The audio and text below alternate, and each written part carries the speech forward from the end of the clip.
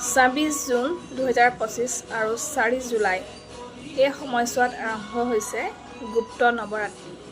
গুপ্ত নৱৰাত্ৰিত গুপ্তভাৱে তান্ত্ৰিকসকলে কিছুমান কাম কৰে আৰু আমিও নিজৰ গ্ৰহগতিবোৰ বেলেঞ্চত ৰাখিবৰ কাৰণে এই গুপ্ত নৱৰাত্ৰিত কিছুমান উপায় কৰিব পাৰোঁ।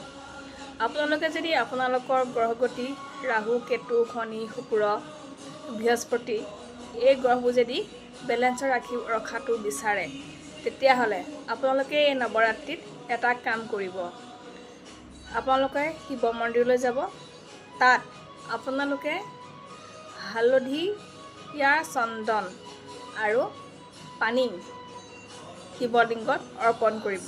অৰ্থাৎ আপোনালোকে হালধীয়া চন্দন পানীত মিলাই শিৱলিংগত জল অৰ্পণ কৰিব। দেখিব আপোনালোকৰ গ্ৰহবোৰ যি ইমবেলেঞ্চ হৈ আছে সেইবোৰ লাহে লাহে বেলেঞ্চ হ'বলৈ ধৰিব।